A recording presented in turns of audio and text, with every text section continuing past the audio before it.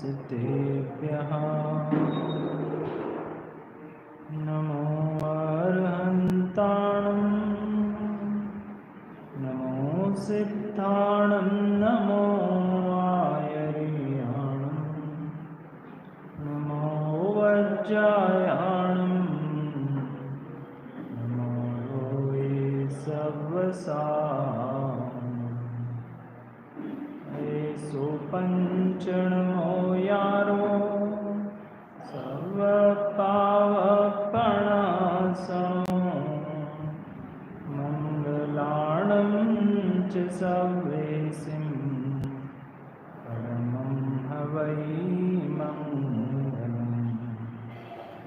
मंगलं भगवान् वीरो मंगलं गौतमो गणी मंगलं कुन्दकुन्दाद्यो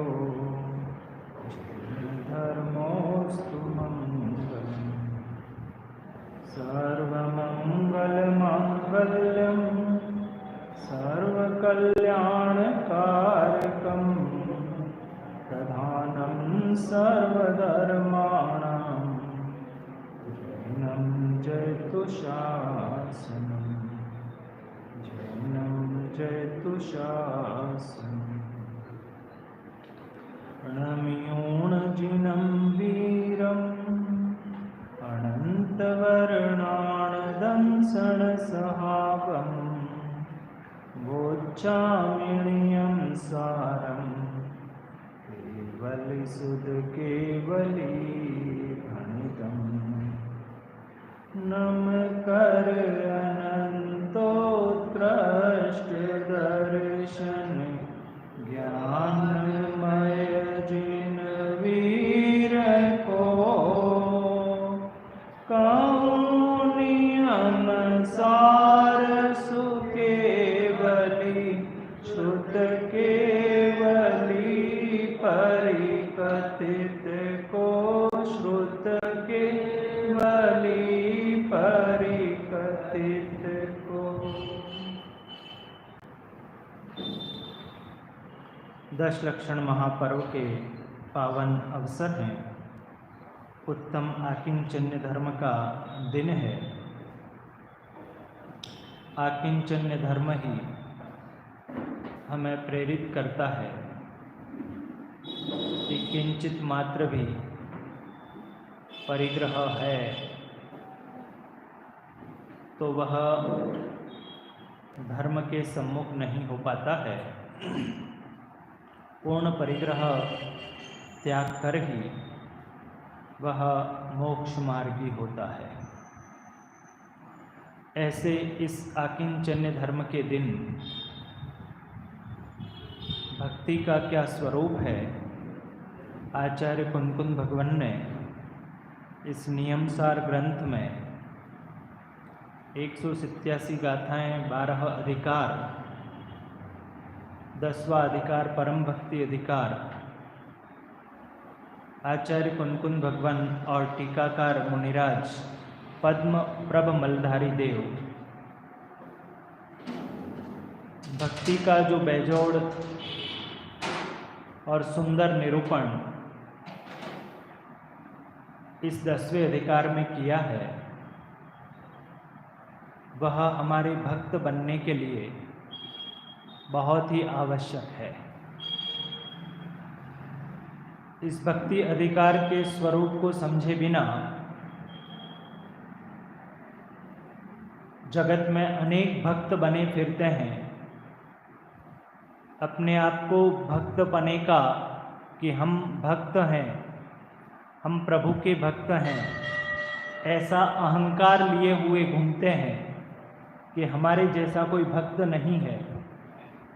लेकिन आचार्य भगवान कहते हैं कि जिन्होंने रत्नत्रय की आराधना नहीं करी है, दर्शन ज्ञान चारित्र पूर्वक जिन्होंने निज परमात्मा शुद्ध तत्व का श्रद्धान नहीं किया है, अवलोकन नहीं किया है, आचरण नहीं किया है,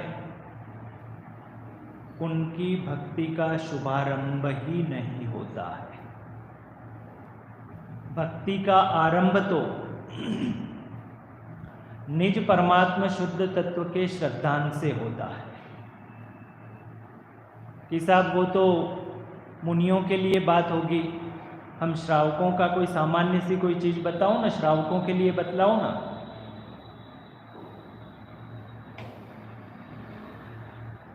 आगम भाई, एक प्रश्न करता हूं कि दूध को मीठा करना हो तो एक गरीब झोपड़ी में व्यक्ति है, वो व्यक्ति दूध को मीठा करने के लिए क्या डाले कि दूध मीठा हो जाए, और राजा है उसको दूध मीठा करना है तो वो क्या डाले कि दूध मीठा हो जाए। प्रश्न समझ में आया मेरा? गरीब झोपड़ी में रहने वाला व्यक्ति भी यदि दूध को मीठा करना है तो शक्कर ही डालनी है, और वो तो राजा है, गरीब भी शक्कर डाले और राजा भी शक्कर डाले तो उसका राजापना क्या रहा? यदि राजापने के अहंकार में घूमते हो तो फीका ही दूध पीना पड़ेगा। दूध को मीठा करने के लिए तो मिश्री ही डालनी है, चाहे वो राजा हो चाहे रंक हो। समझ में आती बात? ऐसे ही चाहे श्रावक हो चाहे श्रमण हो, यदि भक्त बनना है, यदि रत्नत्रय की प्राप्ति करना है, यदि सुख चाहिए है, निराकुल सुख चाहिए है, शाश्वत सुख चाहिए है, मोक्ष चाहिए है, अरहंत और सिद्ध अवस्था प्राप्त करनी है, तो उसका एकमात्र उपाय निज परमात्मा शुद्ध तत्व का श्रद्धान, ज्ञान और आचरण है। इसके अलावा और कोई उपाय नहीं है। इसके अलावा और कोई उपाय खोजना अपने मनुष्य भव की बर्बादी करना है। ऐसा सुंदर विवेचन इस 10वें अधिकार में, परम भक्ति अधिकार में, निश्चय और व्यवहार भक्ति का जो निरूपण किया है, वो निरूपण हमारे मोक्ष मार्ग को साधने के लिए परम आवश्यक है। और इस निश्चय और व्यवहार की संधि को यदि हमने नहीं जाना है, नहीं समझा है, तो हम भक्ति का यथार्थ स्वरूप नहीं समझते हैं। दोनों गाथाओं का पाठ करते हैं। 268 पेज, 269 पेज। सम्मतणाण चरणे जो भक्तिम कुणै सावगो समणो सम्मत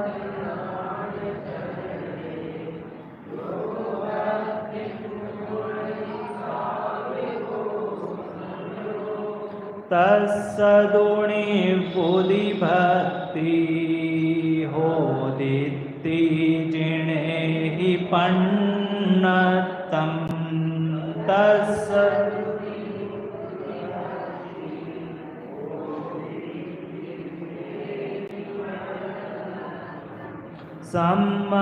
सम्मतणाण चरणे जो भक्तिम कुणै सावगो समणो सम्मत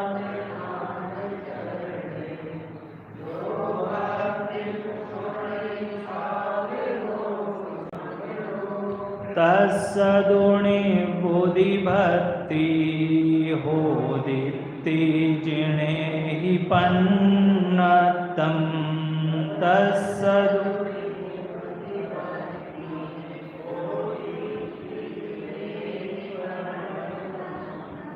सम्यक ज्ञान चारित्र की श्रावक श्रमण भक्ति करे, उसको कहे निर्वाण भक्ति परम जिनवर देव रे।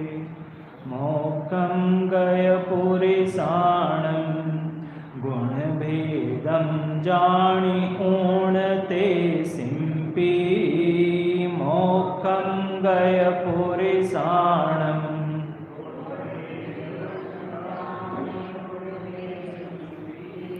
जो गुणदि परम भक्तिम व्यवहारणेन परिकह्यम जो गुण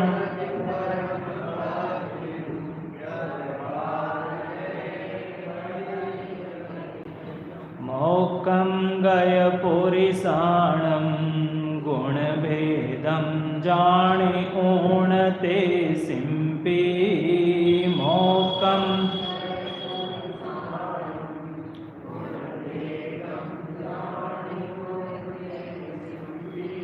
जो गुणदि परम भक्तिम जो गुणदि परम भक्तिम व्यवहारणेन परिकह्यम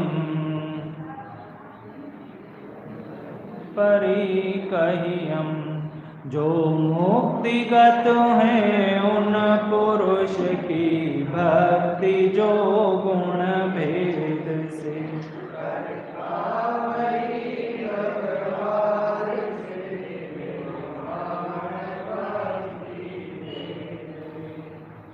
ऐसे निश्चय भक्ति अर्थात रत्नत्रय की आराधना और व्यवहार भक्ति अर्थात रत्नत्रय की आराधना करते हुए जिन्होंने सिद्ध पद को पा लिया है, ऐसे सिद्ध प्रभु के गुणों की आराधना करना यह व्यवहार भक्ति है।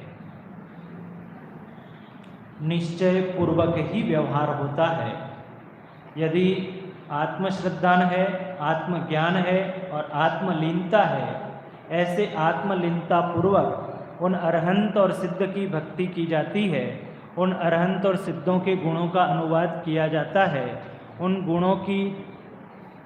गुणों का बखान किया जाता है, तो वह व्यवहार भक्ति नाम पाता है। अब हम अवलोकन करेंगे। हमें अपना अपना अवलोकन करना चाहिए कि हम जो भक्ति करते हैं वो निश्चय भक्ति है, व्यवहार भक्ति है कि और कोई तीसरा नाम देना पड़ेगा। यथार्थ में तो व्यवहार का व्यवहार भी नहीं है। क्या कहा? व्यवहार का व्यवहार भी नहीं है। व्यवहार का व्यवहार समझते हैं कैसे? व्यवहार का व्यवहार क्या बाबू जी? कि जैसे किसी बच्चे के मम्मी के भाई, जिसको मामा जी कहते हैं, मामा जी कहते हैं ना, तो वो बच्चा मामा जी कहता है, लेकिन उसके जो दोस्त हैं वे दोस्त भी सब उनको मामा जी कहते हैं ना, कि भाई दोस्त के सब उसके दोस्त हैं तो वे दोस्त भी उनको क्या कहें, तो वो मामा जी कहते हैं। तो कम से कम वो तो उसका दोस्त है, इसलिए वो उसको मामा कहते हैं। इतना तो व्यवहार है ना? व्यवहार का व्यवहार समझे ना। लेकिन अपनी भक्ति का तो एक बार देखना कि हमारी भक्ति क्या है। अंतरंग की व्यवहार किसको एक बार यदि निश्चय परक नहीं है ना, निज परमात्मा शुद्ध आत्म तत्व का श्रद्धान नहीं है, लेकिन बाहर में कम से कम गुणों का अनुवाद तो हो। ख्याल में आई क्या कहा भाई साहब? बाबू जी क्या कहा कि कम से कम उनके यथार्थ स्वरूप का तो ख्याल हो, उनके यथार्थ स्वरूप की तो पूजा हो, उनके यथार्थ स्वरूप की तो अर्चना हो। यहाँ तो वो स्वरूप ही गायब है और उस स्वरूप को तो कहीं हमने ग्रंथों में रख दिया और बाहर में न जाने क्या क्या करते रहते हैं। तो इसलिए कहता हूं कि व्यवहार का व्यवहार नाम भी नहीं पाता। तो क्या लिखते हैं आचार्य? अपन गुण भेद की चर्चा कर रहे हैं कि वो गुण क्या है, उन अरहंत परमात्मा के, उन सिद्ध परमात्मा के कौन से गुण हैं, किन गुणों के आधार पर हमें उनकी पूजा करनी चाहिए, किन गुणों के आधार पर हमें उन्हें भक्ति करनी चाहिए, आराधना हमें उन्हें कैसी करनी चाहिए। तो उन गुणों का विवेचन करने के लिए हमने न्याय ग्रंथ का आधार लिया है। आचार्य समंतभद्र देव के आप्तमीमांसा ग्रंथ के आधार से हम गुणों की चर्चा कर रहे हैं। जब सामान्य रूप से भी नेगेटिव और पॉजिटिव, सकारात्मक और नकारात्मक दोनों रूपों से हमें पता चलता है तो हमें उस पर श्रद्धान दृढ़ होता है। जैसे ये कहा जाए कि आपको इस रास्ते से नहीं जाना है, तो ये तो कहा आपको कि नहीं जाना है, लेकिन आपकी जिज्ञासा होगी ना, क्यों नहीं जाना है साहब, रोज तो हम इस रास्ते से जाते थे, इस रास्ते से हमको क्यों नहीं जाना है। तो वो कारण हमको पता होना चाहिए। तो वो कारण सारे इस आप्तमीमांसा ग्रंथ में ग्रंथकार आचार्य समंतभद्र देव ने व्यक्त किया कि साहब उस रास्ते से आपको इसलिए नहीं जाना है कि वहाँ पर गड्ढा खोदा हुआ है, वहाँ नगर परिषद ने बहुत बड़ा गड्ढा खोद दिया है, आप उस रास्ते से जाओगे तो आप ट्रैफिक में फंस जाओगे, आप इतना लंबा रास्ता काट के चले जाओ तो आप व्यवस्थित घर पर पहुंच जाओ। तो ये कारण पता चला हमको, है ना। ऐसे ही आचार्य समंतभद्र देव ने जिन कारणों से आज दिन तक हम महान मान रहे थे, किन कारणों से मान रहे थे कि साहब आपके यहाँ पर देवों का आगमन हो रहा है, आपका आकाश में बिना विमान के गमन होता है, देवादि भी गमन करते हैं तो वो विमानों में गमन करते हैं, लेकिन आपका तो कोई विमान ही नहीं है और बिना विमान के आपका आकाश में गमन होता है।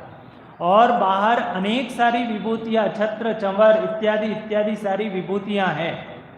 उन विभूतियों के कारण आज दिन तक हमें इनकी महिमा आती थी। तो आचार्य समंतभद्र देव ने इनकार कर दिया कि हे प्रभु, मैं आपको इनके कारण से आप्त मानने को, न्याय में जिनको हम देव कहते हैं ना, अरहंत कहते हैं, सिद्ध कहते हैं, तो न्याय ग्रंथों में उन अरहंत को आप्त कहा जाता है। जैन साहब क्या कहा जाता है? आप्त। इसीलिए उस ग्रंथ का नाम रखा है आप्त मीमांसा, उस आप्त की मीमांसा। समझ में आ रही बात? तो आचार्य समंतभद्र देव ने कारण क्या बतलाया था, किस कारण से नहीं मानूंगा भाई मैं? थोड़ा सा रिकैप आप जुड़ जाएं इसके साथ। हाँ, कौन कर सकता है ऐसा? मायावी भी कर सकता है, मायावी पुरुष भी ये सारी चीजें तो कर सकता है ना। तो कल की क्लास के साथ आप ये करने से रिकैप हुआ, इससे आप जुड़ जाएंगे। अब आज का विषय आरंभ करते हैं। तो क्या थी कल की बात कि देवागम नभो यान चामरादि विभूतयः माया विश्वपि दृश्यन्ते नातस्त्वमसि नो महान, कि आप इन कारणों से महान नहीं हैं। किन कारणों से?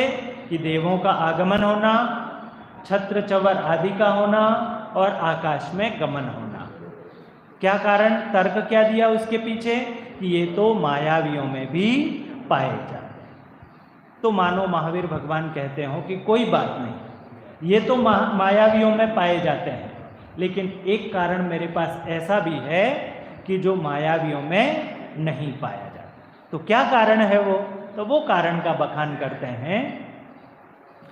अध्यात्मं बहिरप्येष विग्रहादि महोदय दिव्य सत्यो दिवोकस्व प्यस्तिरागादिमत्सु सह। आपके कुछ भी समझ में नहीं आया होगा, नहीं आया ना? इस दूसरी कारिका में न्याय के जो ग्रंथ होते हैं, न्याय ग्रंथों में जो छंद होते हैं उन्हें कहा जाता है कारिका। क्या कहा जाता है? जैसे हम प्राकृत के जो दोहे हैं ना, उनको क्या के बोलते हैं? गाथा। गाथा बोलते हैं ना। हिंदी में जो 2 पंक्तियों की है उसे बोलते हैं दोहा, सोरठा, ऐसा बोलते हैं। ऐसे ही संस्कृत में न्याय ग्रंथ के जो अनुष्टुप छंद है उस छंद को बोला जाता है कारिका। तो क्या कहते हैं दूसरी कारिका में, आचार्य समंतभद्र देव कहते हैं कि अंतरंग और बहिरंग लक्ष्मी, ये तो सारा बाह्य का वैभव बतलाया था, पहली कारिका में तो बाहर का वैभव बतलाया था, लेकिन आचार्य समंतभद्र देव इस दूसरी कारिका में कहते हैं कि वो तो मायावी कर सकता है, लेकिन अब ऐसा जो अंतरंग की लक्ष्मी है, जो अंतरंग अध्यात्मम बहिरप्पेश, कि अंतरंग का जो वैभव है वो तो किसी मायावी के पास नहीं कर सकता ना, कोई मायावी नहीं कर सकता ना, उसके कारण से तो आप हमें आप्त मानो, उसके कारण से तो आप हमें महावीर मानो, उसके कारण से तो आप हमें अरहंत मानो। क्या लिखते हैं, अध्यात्मम बहिरप्पेश विग्रहादि महोदय दिव्य सत्यो दिवाकस्व प्यस्तिरागादि मत्सुसा, कि क्या है वो अंतरंग और बहिरंग लक्ष्मी क्या है, कि अंतरंग की जो हमें भूख नहीं लगती है, जो हमें प्यास नहीं लगती है। तीर्थंकर भगवान को भूख लगती है क्या, प्यास लगती है? उनका रक्त भी श्वेत रक्त होता है। तो ये जो अंतरंग के वैभव हैं, ये जो अंतरंग की प्रसिद्धि है, इसके कारण तो आपको हमें आप्त मानना चाहिए कि भाई ये तो मायावी नहीं कर सकता है ना, मायावी ये कार्य तो नहीं कर सकता है ना, कि कर सकता है। तो आचार्य समंतभद्र देव के सामने तीर्थंकर भगवान महावीर ने ये तर्क रखा कि हमारे अंदर जो हमें भूख नहीं लगती, प्यास नहीं लगती, ऐसे दोषों से जो हम रहित हैं, 18 दोषों से जो रहित हैं, तो ये तो कम से कम इसके कारण तो आप हमें आप्त मानो। आगम भाई, बात समझ में आ रही? तर्क से चलना तो बात समझ में आएगी। तो आचार्य समंतभद्र देव वहाँ भी मना करते हैं। हमको तो लगता है ना वो कि तीर्थंकर भगवान का कैसा रूप है, कैसा सौंदर्य है, इनको भूख नहीं लगती, प्यास नहीं लगती, ऐसे ऐसे अनेक चीज़ों के कारण। लेकिन आचार्य समंतभद्र देव कहते हैं मैं इनके कारण आपको आप्त मान नहीं सकता। क्यों साहब, क्यों नहीं मान सकते? तो आचार्य समंतभद्र देव कहते हैं कि राग द्वेष से सहित जो देव गति के देव हैं उनमें भी ये चीजें तो पाई जाती हैं। तर्क ख्याल में आया कि ये तो राग सहित जो देव गति के देव हैं उनमें भी ये चीजें पाई जाती हैं। तो भूख नहीं लगना, प्यास नहीं लगना, ये तो उनमें भी पाया जाता है और आप में भी आएगा। तो उन देवगति के देवों में और वीतरागी देव में क्या अंतर रहा? दोनों समान हो गए। तो दोनों समान हो गए तो इस वीतरागी देव के साथ साथ इस रागी देव को भी हम क्यों नहीं पूजें? दोनों समान हो गए ना। भूख नहीं लगना, प्यास नहीं लगना, उसके कारण यदि आप पूजते हो तो इनको पूजते हो तो इनको क्यों नहीं पूजो? तो आचार्य समंतभद्र देव ने कहा कि इस कारण से भी हम आपको आप्त स्वीकार नहीं कर सकते। आपने देखा होगा कि जो उच्च गति के देव होते हैं उन देवों को भोजन नहीं करना पड़ता और भोजन सागरों वर्षों बाद कभी भोजन का विकल्प भी आवे तो उनकी जबान तक भी जूठी नहीं होती, कंठ से ही अमृत झरता है और उनकी वो क्षुधा पिपासा जो भी होती होगी वो शांत हो जाती। तो देवगति के देवों को भी न भूख लगती न प्यास लगती। तो इन कारण से भी इसको न्याय की भाषा में लक्ष्य और अलक्ष्य, कुछ प्रत्यभिज्ञान हो रहा है भाई राजीव भाई, हैं कि जो जिस लक्षण को हम बना रहे हैं वो लक्षण यदि अलक्ष्य में भी जा रहा है तो वह लक्षण निर्धारित नहीं किया जा सकता। जैसे यहाँ एक लक्षण बना है कि किसी को कोई बाहर का व्यक्ति आया और उसको ये पता करना हो कि सब पंडित जी जो आए हुए हैं उनसे मिलना है, तो उसने लक्षण बनाया कि जिन्होंने चश्मे पहन रखे हैं वो पंडित जी हैं। तो ये लक्षण उसका सही है कि गलत हो जाएगा? क्योंकि लक्षण, चश्मे तो आपने पहन रखे हैं, चश्मे तो जैन साहब ने पहन रखे हैं, चश्मे वो पीछे बाबूजी ने पहन रखे हैं, तो वह उस लक्ष्य तक नहीं पहुंचेगा और अलक्ष्य तक, पंडित जी के बजाय वह इन 3-4 व्यक्तियों को पकड़ करके ले जाएगा। समझ में आया? अलक्ष्य समझ में आया भैया? समझ में आ रहा है ना? तो वो अलक्ष्य में चला जाएगा, तो वो निर्दोष लक्षण नहीं हुआ। निर्दोष लक्षण कैसा होना चाहिए कि जिसमें किसी प्रकार का दोष नहीं आए। तो यदि पंडित जी को उसको पकड़ना है तो उसको ये लक्षण बनाना पड़ेगा कि जो व्याख्यान कर रहे हैं, जो माइक पर बोल रहे हैं, है ना, 2 लक्षण होते हैं, आत्मभूत और अनात्मभूत लक्षण। इसका विस्तार नहीं करूंगा मैं, तो आपको सामान्य बात कह करके, नाम तो कम से कम सुने आप इसके। एक होता है आत्मभूत लक्षण और एक होता है अनात्मभूत लक्षण। आत्मभूत लक्षण उसका स्वाभाविक होता है और अनात्मभूत लक्षण बदलता रहता है। तो अभी 1 घंटे के लिए कौन सा लक्षण होगा कि साहब जो मंच पर बैठे हुए हैं वो पंडित जी हैं, तो वो नियम से पंडित जी को पकड़ करके ले जा सकता, वो उसका सही लक्षण।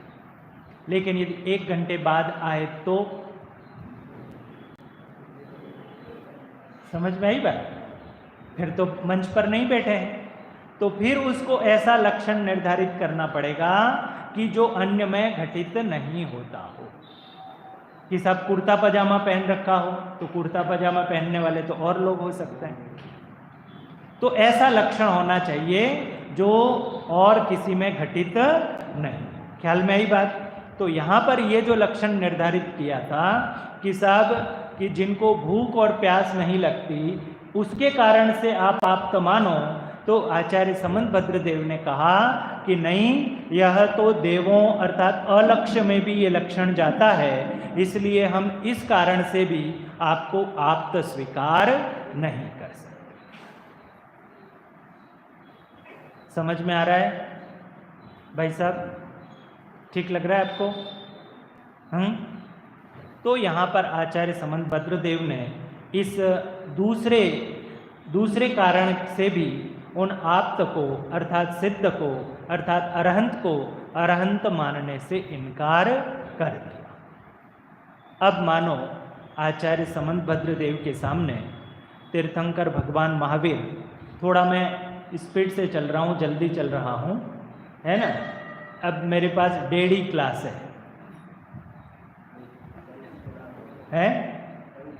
हाँ, तो 1.5 क्लास हुई, आधा समय तो आज का हो गया, और कल 1 क्लास है। इस क्लास में मुझे बहुत सारी बातें करनी है, इसलिए थोड़ा स्पीड से चल रहा हूँ, थोड़ा आप पकड़ने का प्रयास करना। चूँकि अपन को उन वीतरागी परमात्मा की, उन सिद्ध परमात्मा के गुणों की चर्चा कर रहे हैं। जब तक हम उनके गुणों तक नहीं पहुँचेंगे तब तक यथार्थ में व्यवहार भक्ति भी नहीं हो सकती। व्यवहार भक्ति की बात कर रहे हैं ना अपन। व्यवहार भक्ति क्यों हुई, ये मूल याद रहना चाहिए आपको। क्या आया था गाथा में? शब्द क्या आया था गाथा में? शब्द क्या आया था? गुण भेद। जो मोक्षगत पुरुष हैं उनके गुण भेद। गुण भेद को और सरल शब्द में कहेंगे तो क्या कहेंगे? स्वरूप। उन सिद्ध परमात्मा का स्वरूप, उन अरहंत परमात्मा का स्वरूप। मैंने पहले दिन ही बोला था अरहंत और सिद्ध दोनों एक साथ बोलूंगा मैं, है ना? यथार्थ में तो यहाँ पर तो सिद्ध भगवंतों के गुणों की बात करी है, लेकिन हम अपन अरहंत और सिद्ध दोनों की बात करेंगे। ख्याल में आ रहा है? अब तीर्थंकर भगवान महावीर उन समंतभद्र स्वामी से कहते हैं कि ये देवों का आगमन, चंवर आदि का होना, आकाश में गमन होना, ये भले मायावियों में भी पाया जाता हो, भूख प्यास आदि जो है वो भले देवों में भी पाया जाता हो, लेकिन अब ऐसा मेरे पास कारण है, अब मेरे पास ऐसा ब्रह्मास्त्र है, वो न तो मायावी कर सकता है न देव कर सकते हैं। ऐसा जो ब्रह्मास्त्र है, उस ब्रह्मास्त्र के कारण तो आपको हमें आप्त मानना पड़ेगा। अपने चित्त को टटोलना, हमें वो जो जिन प्रतिमा है, वो जिन प्रतिमा के बाहर कितना कितना वैभव करने का हमें भाव आता है। वो बाहर का सब नहीं हो तो हमें लगता ही नहीं कि क्या खाली खाली मंदिर है, क्या कोरा कोरा मंदिर है। समझ में आ रही बात? वो अंदर अंदर का जो पड़ा हुआ है ना राग, क्योंकि प्रतिमा तो वीतरागी है, अब उस पे तो हम कुछ कर सकते हैं नहीं, लेकिन हमारे कुछ भाई लोग करते हैं ना, उनको जितना करने का अवसर मिलता है वो सारा का सारा उस प्रतिमा को सब कुछ कर देते हैं। तो हमारा जो अंदर का राग तंतु है, वो राग तंतु बाहर में सारा वैभव सजाने का करता है। लेकिन जिन प्रतिमाएं और जिन मंदिर जो स्वच्छ धवल जब देखते हैं, अपन तुलना करते हैं तो आपको पता चलता होगा ना कि जब मंदिर, अपने मंदिर देखे जाते हैं तो कितनी धवलता से लिए हुए वीतरागता की प्रतिमूर्ति, वीतराग भाववाही वीतरागी जिन प्रतिमाएं होती हैं तो कितना मन लगता है, और कहीं जाते हैं तो कैसा होता है, तुलना आप कर सकते हैं। तो आचार्य समंतभद्र देव के सामने मानो तीर्थंकर भगवान महावीर कहते हैं कि एक कारण मेरे पास ऐसा है कि जिनके कारण आपको हमें आप्त स्वीकार करना ही पड़ेगा। अब वो कारण देखो, हम भी उसी कारण मानते हैं, हम सब भी उन्हें भगवान उन्हीं कारण मानते हैं, उसी कारण के कारण उन्हें हम अरहंत और सिद्ध मानते हैं। लेकिन आचार्य समंतभद्र देव की निष्ठता देखो, दृढ़ता देखो कि वो दृढ़ता ऐसी है कि वो उस कारण से भी उनको स्वीकार नहीं करते हैं। तो आखिर वो कारण क्या है? तो वो कारण इस प्रकार से है, तीर्थकृत समयानां च परस्पर विरोधतः सर्वेषाम् आप्तता नास्ति कश्चित् एव भवेत् गुरु। क्या कहते हैं इस छंद में? इस कारिका में आचार्य समंतभद्र देव को महावीर भगवान मानो कहते हो कि हे समंतभद्र, कि तुम मुझे ये दो कारणों से भले नहीं मानते हो, लेकिन मैं तीर्थंकर हूं, इसलिए तो आपको मुझे आप्त मानना पड़ेगा। भाई साहब, किस कारण से? मैं तीर्थंकर हूं, उस कारण से तो आपको हमें आप्त मानना पड़ेगा। आप अपना चित्त टटोलें, अपना मन टटोलें कि हम क्यों मानते हैं उनको। लेकिन आचार्य समंतभद्र देव कहते हैं कि मैं आपको तीर्थंकरत्व के कारण भी आप्त स्वीकार नहीं कर सकता हूं। पूरा सुन के जाना, अधूरा सुन के मत निकल जाना। बाबूजी, कि तीर्थंकर के कारण भी मैं आपको भगवान नहीं मानता हूं, तीर्थंकर के कारण भी आपको मैं अरहंत नहीं मानता हूं, तीर्थंकरत्व के कारण भी मैं आपको सिद्ध नहीं मानता हूं। है हिम्मत, ऐसी दृढ़ता है, ऐसी दृढ़ता परीक्षा प्रधानी की ही हो सकती है। इसीलिए आचार्य कल्प पंडित टोडरमल जी साहब मोक्ष मार्ग प्रकाशक ग्रंथ में बारंबार परीक्षा प्रधानता की बात को कहते हैं। जब तक ये जीव परीक्षा प्रधानी नहीं होगा, है ना, इसे इसे इसे थोड़ा सा मैं यूं कन्वर्ट करता हूं, जब तक मेहनत से कमाया हुआ व्यक्ति नहीं हो ना, उसको बाप कमाई मिली हो, तो उसको उड़ाने में एक समय भी नहीं लगेगा। समझ में आती है? बाप कमाई मिली हो, यदि उसने खुद कमाया हो, खुद मेहनत करी हो, तो उसको लगता है कि ये पैसा व्यर्थ क्यों गवाऊं। ख्याल में आता है? खुद कमाता है तो एक एक पैसे का उपयोग यानी दुरुपयोग नहीं हो, ये उसके ख्याल में रहता है। ऐसे ही आचार्य समंतभद्र देव इस तीसरी कारिका के माध्यम से ये बात स्पष्ट करते हैं कि तीर्थकृत समयानाम च परस्पर विरोधतः सर्वेषाम आप्तता नास्ति कश्चिद एव भवेत् गुरु। कि साहब तीर्थंकरत्व के कारण भी मैं आपको आप्त स्वीकार नहीं कर सकता हूं। क्यों स्वीकार नहीं कर सकते हो? तो आचार्य समंतभद्र देव कहते हैं कि जितने मत हैं, जितने धर्म के श्रेष्ठ हैं, धर्म के जो गुरु हैं, प्रत्येक धर्म के, चाहे शैव हो, सुगत हो, बौद्ध हो, बौद्ध सुगत एक ही हैं, तो इनके जो जो अपने गुरु हैं वे भी अपने आप को तीर्थंकर मानते हैं। जो तारे सो तीर्थंकर, जो भव समुद्र से तारने का काम करे, तो वे प्रत्येक बुद्ध हैं चाहे शिव हैं, वे सब अपने अपने धर्म के तीर्थंकर हैं। यदि तीर्थंकरत्व के कारण आप तो मानोगे, तो अरहंत के साथ साथ आपको बौद्ध को, शिव को, इनको भी आप तो मानना पड़ेगा। स्वीकार है? आपको वीतरागी के साथ साथ रागी को भी आपको अरहंत मानना पड़ेगा। तो क्या आपका चित्त इस बात को स्वीकार करता है? तो इसलिए यहाँ पर तीसरी कारिका में आचार्य समंतभद्र देव कहते हैं कि मैं तीर्थंकरत्व के कारण भी आपको आप्त स्वीकार नहीं कर सकता। क्यों? क्या लॉजिक दिया, क्या कारण दिया? कि तीर्थंकरत्व के कारण यदि मैं आपको आप्त स्वीकार करता हूं, तो मुझे बुद्ध, शैव, इनको भी आप्त मानना पड़ेगा। अनिमेश भाई समझ में आ रही बात? तो मान लेंगे ना, हमारा क्या जा रहा है? हमारे बाप का क्या जा रहा है उसमें? वो भी रहे, वो भी रहे, समन्वयवादी हैं हम, तो समझौतावादी हैं।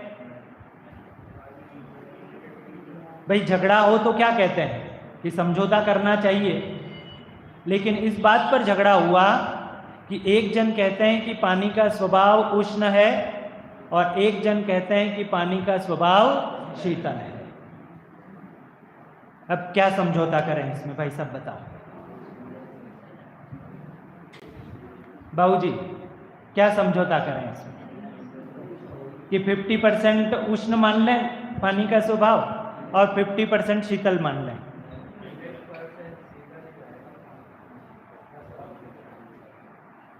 आप समाज के पंचों की बैठक करके उसका स्वभाव 50-50 मान लोगे, तो उस जल को स्वीकार है क्या आपका समझौता? और यदि वो समझौता आपने कर भी लिया तो नुकसान आप उठाओगे, क्योंकि आपने 50% शीतल और 50% उष्ण स्वभाव किया है। तो आप उस जल को 50-50 मानोगे ना, तो मुंह जला लोगे। ख्याल में आ रही बात? तो समझौता, स्वभाव में समझौता नहीं होता है। तो आचार्य समंतभद्र देव ने इसलिए कहा कि उन तीर्थंकरत्व के कारण, तीर्थंकरत्व गुण के कारण हम आपको आप्त स्वीकार नहीं कर सकते। ऐसी दृढ़ता कब होगी? ऐसी दृढ़ता जब तक यथार्थ स्वरूप नहीं पता होगा ना। है हिम्मत ऐसी तीर्थंकर भगवान से? हमें तो ये भय सताता है कि कहीं भगवान हमारा बुरा नहीं कर दे। यदि हमने कहीं ऐसा कर दिया, वैसा कर दिया, तो कोई प्रकोप नहीं हो जाए, कोई बात नहीं हो जाए, क्यों क्यों भय सताता है? ये भय इसलिए सताता है कि उन वीतरागी भगवान का यथार्थ स्वरूप हमें पता नहीं। और कोई भी आता है, बरगला जाता है, और हम बस उसके अनुसार ही चलते हैं।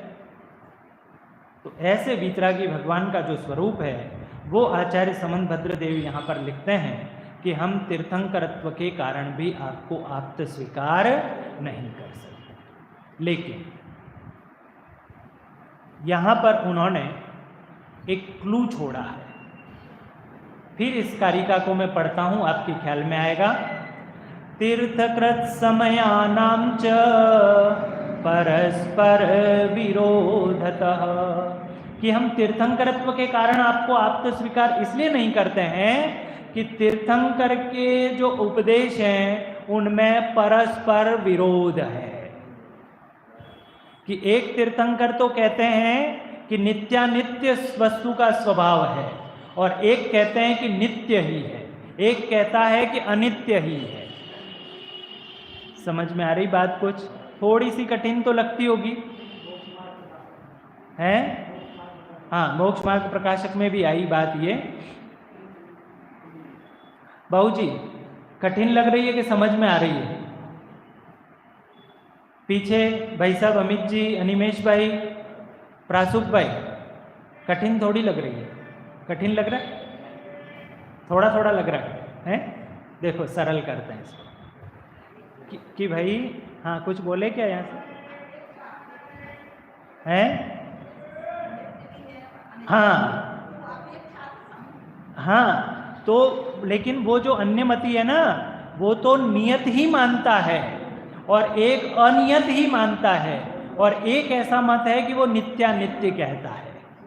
तो समस्त तीर्थंकर अपने अपने इस तरीके का कहते हैं। तो इसलिए आचार्य समंतभद्र देव ने कहा कि आपके द्वारा जो कही गई बात है उसमें परस्पर विरोध है। तीर्थंकर जो है, तीर्थंकर, बौद्ध तीर्थंकर, वैष्णव तीर्थंकर, अरहंत तीर्थंकर और अन्य अन्य जितने मत हैं, उन सबके अपने अपने तीर्थंकर, तो उनकी सबकी बातों में विरोध है। तीर्थकृत समयानां च परस्पर विरोधतः, परस्पर में उनमें विरोध है। इसलिए हम तीर्थंकरत्व के कारण आपको आप्त स्वीकार नहीं कर सकते। आगम भाई, समझ में आई बात? पूछूंगा मैं तो, क्योंकि मुझे यूं ही आगे नहीं बढ़ना है। तीर्थंकरत्व के कारण क्यों आप तो नहीं मान रहे हैं? क्या लॉजिक दिया? आपके वचनों में परस्पर विरोध है। पहले, सबसे पहले क्या कारण दिया था देवागम में? क्योंकि ये मायावियों में भी पाया जाता है। पक्का होना चाहिए। 3 कारिकाएं, 3 कारिकाओं के जो उन्होंने लक्षण निर्धारित किए और उसमें जो बाधा उपस्थित करी और उसके पीछे जो तर्क दिया। पहला जो दिया था मायावियों में, दूसरा राग सहित जो देवगति के देव हैं उसमें भी पाया जाता है, और तीसरा क्या दिया? तीर्थंकरत्व। तो तीर्थंकरत्व में क्या क्या दोष लगाया? क्या? जैन साहब बोलो। परस्पर विरोध है कि आपके द्वारा जो कही गई बात है, जो आपके द्वारा उपदेश दिए गए हैं, उनमें परस्पर विरोध है। तो तब मानो कहते हैं कि इसलिए सभी सर्वेषाम आप्तता नास्ति, सभी जो हैं, क्योंकि परस्पर विरोध है, इसलिए सभी जो हैं, बौद्ध है, शैव है, अरहंत है, ब्रह्मा है, विष्णु है, महेश है, हरि है, सब आप्त नहीं हो सकते, लेकिन कोई एक जरूर हो सकता है। क्या कहा भाई साहब? पंक्ति आती है, सर्वेषाम आप्तता नास्ति कश्चित एव भवेत् गुरु, कि सभी तो नहीं है।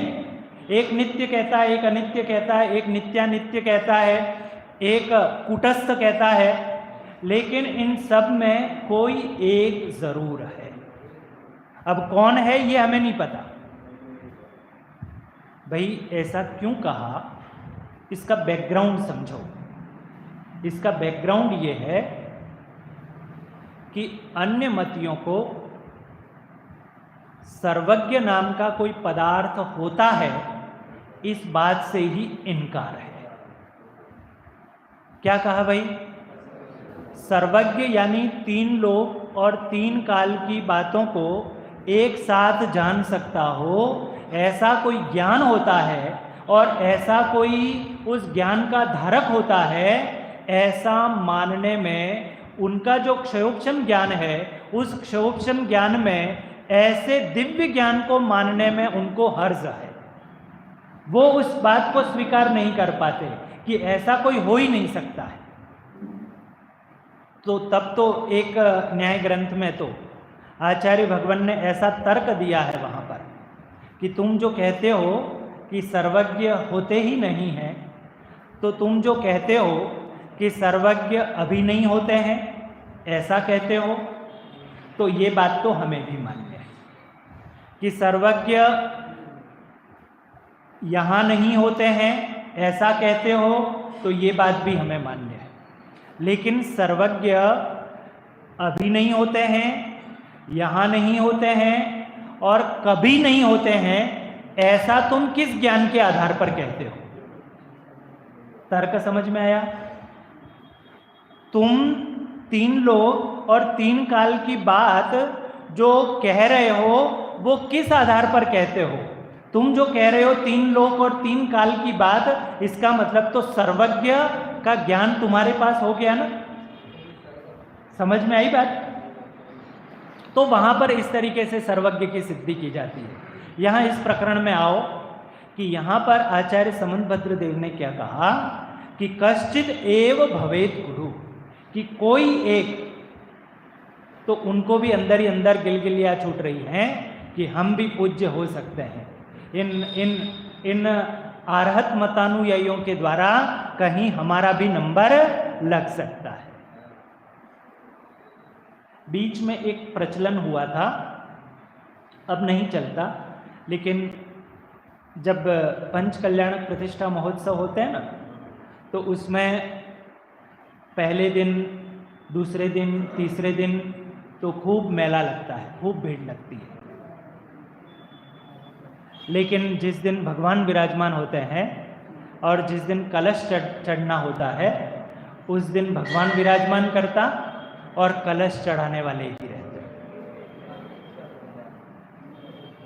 मेला उजड़ जाता है। तो बीच में एक प्रयोग हुआ था, या कैसे हुआ था पता नहीं, तो कलश चढ़ाने वाले की बोली नहीं लगती थी, कूपन दिए जाते थे कि उन ड्रॉ सिस्टम से जिसका भी कूपन खुलेगा वो कलश चढ़ा पाएगा। तो जितनी पब्लिक पहले दिन रहती थी, जन्म कल्याणक के दिन रहती थी, उतनी की उतनी पब्लिक उस मोक्ष कल्याणक के दिन भी रहती थी। क्यों बाबूजी, क्यों रहती थी? सद्भाग्य से हमारा ड्रॉ खुल गया तो हजारों की पब्लिक जो पहले दिन सबसे अधिक संख्या जन्म कल्याणक के दिन रहती है, तप कल्याणक के दिन रहती है, जो वैराग्य प्रवृत्ति के धारक हैं वो लोग वहाँ रहते हैं। तो वो जितनी पब्लिक जन्म कल्याणक के दिन जितनों ने टिकट लिया है उस कलशारोहण का, तो वो सारी की सारी पब्लिक अंतिम दिन भी रहेगी कि कब मेरा भाग्य खुल जाए। तो वो जैसा भाग्य खुल जाने के भ्रम में, लालच में, वो सारी की सारी पब्लिक अंतिम दिन मोक्ष कल्याण के दिन रहती है, ऐसे ही ऐसी शैली पंडित टोडरमल जी साहब की है।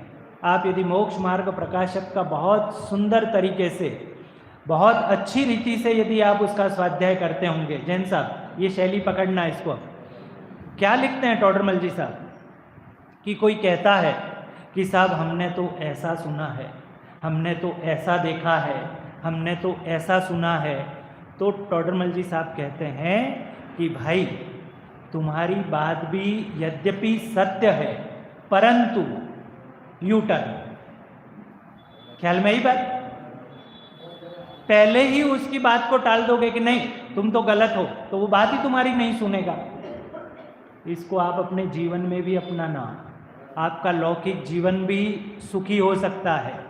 प्राय हम क्या करते हैं, बच्चा बोलता है ना तो बच्चे को हम झिड़क देते हैं, डांट देते हैं, तू क्या जानता है, तू अभी अभी तो हमारे साथ दुकान पे आना शुरू हुआ है, अभी अभी तो फैक्ट्री पर आना शुरू हुआ है, तो उसकी बात ही हम नहीं सुनना चाहते। पहले शांति से उसकी बात सुनो, वो क्या कहता है वो सुनो। तुमने तो उसकी बात ही नहीं सुनी। वो टोडरमल जी की ये विशेषता है। टोडरमल जी का आप पूरे ग्रंथ का स्वाध्याय करना तो आपको ये विशेषता मिलेगी। तो यहाँ पर उन समस्त मतानुयायियों के सामने आचार्य समंतभद्र देव ने कहा कि हम ये नहीं कहते हैं कि हमारे अरहंत हैं। क्या कहा था कल, वो मैंने मुख्तार साहब का मेरी भावना याद करी थी, बुद्ध वीर जिन हरिहर ब्रह्मा या उसको स्वाधीन कहो, भक्ति भाव से प्रेरित हो यह चित्त उसी में लीन रहो। तब आचार्य समंतभद्र देव वहाँ ये बात कहते हैं कि आप सब में से कोई एक ज़रूर है, तो अब सब सुनने के लिए लालायित हैं कि कौन है वो सौभाग्यशाली कि जिसका ये कलश चढ़ाने का टिकट खुलने वाला है। तो कौन इसमें से सौभाग्यशाली है कि जिसको आप तो बनने का सौभाग्य मिलने वाला है, जिसको सर्वज्ञ बनने का सौभाग्य मिलने वाला है, और पहले ही उसको झिड़क देते तो वो छोड़कर ही चला जाता। आ रही बात समझ। एक सच्ची और यथार्थ घटना बतलाता हूँ। जब हम छात्रावास में रहते थे तो एक स्टूडेंट की अलमारी से कुछ चोरी हो गई। अब जब पता किया, वार्डन ने पूछा कि भाई तुम्हें किस पे शक है, क्या शक है, तो उसने बताया कि मुझे ये शक है, इस पे शक है कि हम सब तो नीचे क्लास में थे, ये एक ही यहाँ पर था, वो इधर उधर क्योंकि ये क्लास में नहीं आया था। अब सुनना ध्यान से। तो जिस पर शक था उसने ये कहा, अभी चोरी की कि नहीं की वो बात नहीं है, उसने ये कहा कि मैं तो उस समय में रूम में गया ही नहीं था। चोरी की नहीं की दूसरी बात है। उसने क्या कहा जिस पे शक था कि मैं तो रूम में गया ही नहीं था। अब चोरी की कि नहीं की वो सिद्ध नहीं करना है, अब तो ये सिद्ध करना है कि वो रूम में गया था कि नहीं गया, और रूम में गया या नहीं गया वो सिद्ध करना कितना आसान काम है। आसान काम है कि वो जो बाहर कैमरा लगा हुआ था उस कैमरे से ये पता चला कि ये स्टूडेंट नीचे तो क्लास चल रही थी लेकिन क्लास में से बंक मार करके ये रूम में जाता हुआ दिखा है। अब उसने चोरी की कि नहीं की ये सिद्ध नहीं करना है, ये करना है सिद्ध। जब वो ये कह रहा था कि मैं तो आया ही नहीं, तो रूम में आया, इसका मतलब ही सिद्ध हो गया कि तुमने चोरी करी। देखो ये जो पुलिस वाले होते हैं ना, वो जब मर्डर होता है या ऐसी कोई घटना होती है तो उनके पास सारी लिस्ट रहती है, क्रिमिनल की लिस्ट रहती है, और कोई घटना हुई और उनको कुछ पता नहीं होता, वो तो अंधेरे में तीर लगाते हैं और कि वो उसके घर पे जाके पता करते हैं कि वो व्यक्ति वहाँ नहीं है, तो उनका शक 100% हो जाता है कि वो वहाँ से यदि भाग गया है इसका मतलब उसने कुछ न कुछ किया है। ख्याल में आ रही? ये सारे उदाहरण अब यहाँ घटित करना। तो अब हमें क्या सिद्ध करना है? वो क्या कहते थे कि सर्वज्ञ नाम का कोई पदार्थ होता ही नहीं है। अब उन्हें उस धरती पर तो बिठा दिया ना कि सर्वज्ञ होता है। एक बार बैठो तो सही भैया, समझ में आ रहा? आपको कठिन तो नहीं लग रहा है? कुछ कुछ बातें समझ में आ रही, कुछ कुछ बातें समझ में आएंगी तो मैं मानूंगा कि बात कुछ समझ में आ रही। जो सर्वज्ञता से ही इनकार करता था कि सर्वज्ञ नाम का कोई पदार्थ, सर्वज्ञ नाम की कोई वस्तु होती ही नहीं है, उसको यहां तक तो ले आए कि सर्वज्ञ होता है, कोई एक सर्वज्ञ होता है। तो अब वो सर्वज्ञ कौन होता है उसकी चर्चा यहां आगे की कारिका में करने वाले। तो तीसरी कारिका में क्या कहा था? तीर्थकृत समयानां च परस्पर विरोधतः सर्वेषाम् आप्तता नास्ति कश्चित् एव भवेत् गुरु। कि तीर्थंकरत्व के कारण भी हम आपको आप्त स्वीकार नहीं कर सकते हैं। किसके कारण स्वीकार करोगे? क्यों नहीं स्वीकार करते हो तीर्थंकरत्व के कारण? तो आचार्य समंतभद्र ने जवाब दिया कि यदि तीर्थंकरत्व के कारण हम आपको आप्त स्वीकार करते हैं तो हमें सबको तीर्थंकर मानना पड़ेगा, आप्त मानना पड़ेगा, और सबको आप्त मानने से राग द्वेष और वीतरागता का कोई अंतर नहीं रहेगा। लॉजिक समझ में आता है? ऐसे लॉजिक से यदि आप जिनागम को पढ़ोगे, जिनागम को समझोगे, तो आपकी दृढ़ता को कोई खंडित नहीं कर सकता है। और बिना लॉजिक के फला आए तो उनके अनुसार चलते रहे, फला आए तो उनके अनुसार चलते रहे, और तीसरे आए तो उन्होंने जैसा कहा वैसे चलते रहे, और अपना धर्म के नाम पर बात कर रहा हूं, है ना भाई साहब? अधर्म के नाम पर नहीं। वो जो बात करी थी पंडित टोडरमल जी साहब के पेज नंबर 51 को लेकर मैंने जो बात करी थी, दुर्भाग्य से तो धर्म के लिए आया, तो दुर्भाग्य से तो इसे कुदेव कुगुरु कुशास्त्र मिले तो भटक गया, लेकिन सद्भाग्य से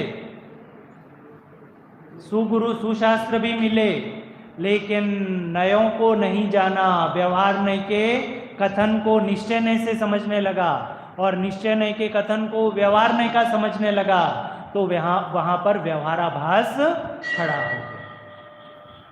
ऐसा जब तक अंदर की दृढ़ता कहां से आएगी? जब तक परीक्षा प्रधान शैली नहीं होगी। ऐसे ही थोड़ी दृढ़ता आ जाएगी। दृढ़ता कैसे आएगी? जब तक अंदर की तत्वोपदेश पूर्वक तत्व विचार नहीं किया होगा, तत्वोपदेश का तत्व विचार नहीं किया होगा। इसलिए पंडित टोडरमल जी साहब लिखते हैं, देखो तत्व विचार की महिमा।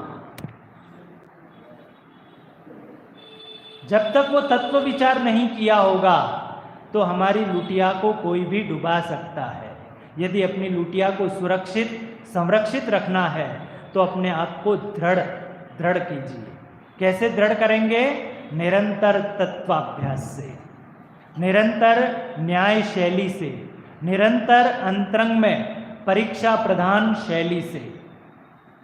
एक ही उदाहरण देकर के बात पूरी करने वाला हूं मैं, कि वो जो नॉन ब्रेकेबल प्लास्टिक बेचने वाला कोई व्यक्ति आता है ना, नॉन ब्रेकेबल प्लास्टिक की वस्तुएं लेकर के बेचने के लिए आता है, तो वो आपके सामने उसको पूरा मोड़ भी देता है, उसको इतना दृढ़ रहता है कि आप इस पे सब गाड़ी चला दो, इस पे आप बैठ जाओ, तब भी ये टूटेगा नहीं। करता है ऐसा? जो सेल्समैन होता है फेरी में, जो बेचने के लिए लेके निकलता है, उसको अपनी वस्तु पर, हमें तो डर लगता है, हमें भय लगता है, हम करें ना यदि, तो हमको भय लगता है कहीं टूट जाए तो बिना काम के पैसे देने पड़ेंगे। लेकिन वो कहता है साहब आप इस पे तो बैठ जाओ, आप इस पे गाड़ी चला दो, लेकिन इसका कुछ भी बिगड़ेगा नहीं। वैसी उस सेल्समैन की जैसी दृढ़ता है, वैसी हमें अपने आप पर दृढ़ता है।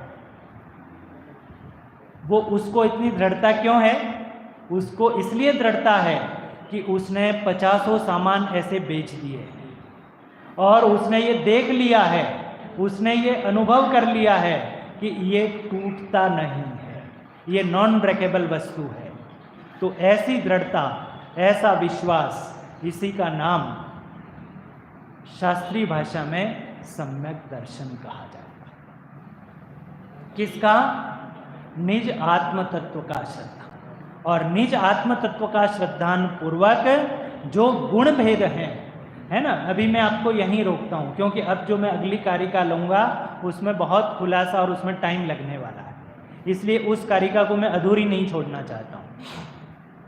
तो यहाँ पर बस 2 मिनट में सारी चीज़ का समाहार करता हूँ कि सबसे पहला कारण बतलाया था कि देवों का आगमन, दूसरा बोलो आकाश में गमन, चंवर आदि विभूतियों का होना, इसके कारण मैं आपको भगवान मानता हूँ।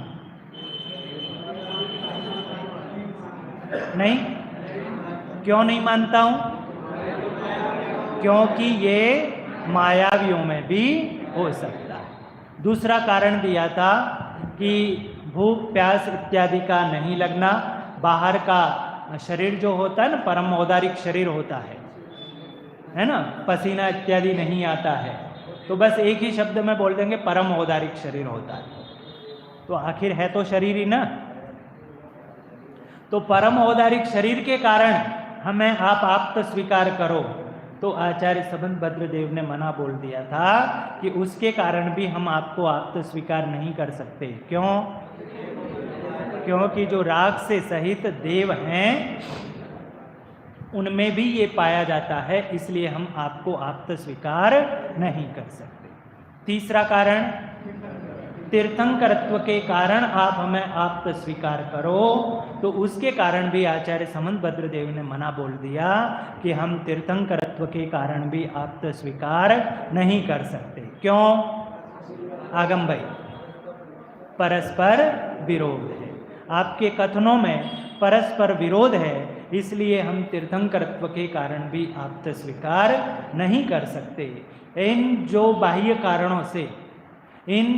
कारणों से हम आज दिन तक आपको आप्त मानते चले आ रहे थे, भगवान मानते चले आ रहे थे, उन सब कारणों का निराश किया है। और यथार्थ और सच्चा गुण क्या है, गुण भेद की चर्चा चल रही है। मोक्षम गए पुरिसाणम गुण भेदम जानि उण ते सिंपी।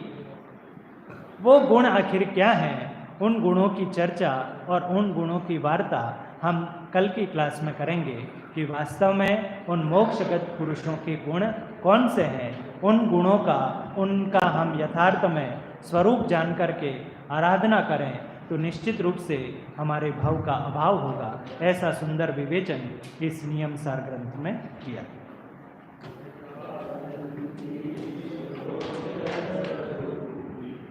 अविनाशी है आत्मस्वरूप, सहजानंदी शोत स्वरूपी। अविनाशी है आत्मस्वरूप, सहजानंदी शोत स्वरूपी। 2 मिनट की एक सूचना है, 2 मिनट की, मात्र 2 मिनट की। जैसा मैंने आपको बतलाया था श्री टोडरमल स्मारक भवन के बारे में, दूसरे नंबर का महाविद्यालय बांसवाड़ा में ध्रुव धाम में आचार्य अकलंक देव जैन न्याय महाविद्यालय के नाम से वहाँ खुला। करीब 20 साल हो गए उस महाविद्यालय को खोले। वहाँ पर भी शास्त्री का, जैसा जयपुर में स्मारक भवन बना हुआ है, ऐसा ही पंचबाल्यती दिगंबर जैन मंदिर, 24 तीर्थंकर विराजमान है ऐसा मानसतम, और बहुत विशाल कुनकुन कहान स्वाध्याय भवन, निज धाम जो बहुत ही अच्छी सर्व सुविधा युक्त धर्मशाला है, और छात्रों के रुकने का छात्रावास ध्रुवधाम संकुल, ऐसा एक बड़े संकुल में सारा संकुल बना हुआ है। वहाँ पर भी नियमित सारी गतिविधियाँ शास्त्रीय अध्ययन के साथ साथ पिछले 1 वर्ष से, चूँकि अब विद्यालय अधिक हुए शास्त्री के विद्यालय, तो छात्रों का आवक, शास्त्री पढ़ने वाले बच्चों की कमी महसूस होने लगी। तो पिछले 1 वर्ष से ध्रुव विद्या निकेतन, यानी बच्चा 5वीं के बाद छठी से जो अध्ययन होता है ना, तो छठी से भी अध्ययन वहाँ कर सकता है। ऐसा ध्रुव विद्या निकेतन विद्यालय आरंभ किया गया है। जो पब्लिक स्कूल में पढ़ने के लिए जाते हैं बच्चे, उनकी भी सारी सुविधाओं से वो विद्यालय चलता है। वहाँ पर उस संकुल में भी वर्ष भर की नियमित गतिविधियाँ संचालित होती हैं। दिसंबर माह में जो शीतकालीन अवकाश होता है, उस शीतकालीन अवकाश में वहाँ जो स्नातक हैं, वहाँ करीब करीब 45 स्नातक हैं, जयपुर और ध्रुवधाम से पढ़े हुए शास्त्री किए हुए विद्वान हैं। तो ऐसे समस्त स्नातक और जितने उस एरिए में डूंगरपुर, बांसवाड़ा, उदयपुर जिले में जितने साधर्मी जन हैं, उन साधर्मी जनों के द्वारा एक त्रिदिवसीय शिविर का आयोजन होता है दिसंबर के अंतिम दिनों में, जिसको स्नातक साधर्मी स्नेह मिलन कहा जाता है। 3 दिन का कार्यक्रम, विधान, पूजन, क्लासें, जो बच्चे हैं उनके द्वारा गोष्ठी, ऐसा आयोजन होता है। एक उस संकुल में अगस्त माह में, करीब करीब जुलाई माह में महिला शिविर का आयोजन किया जाता है। देश भर की तमाम महिलाएं, इस बार करीब करीब 300 महिलाएं एकत्रित हुई थी। और सारा महिलाओं के लिए, अध्यापन के लिए भी बहनें पधारती हैं।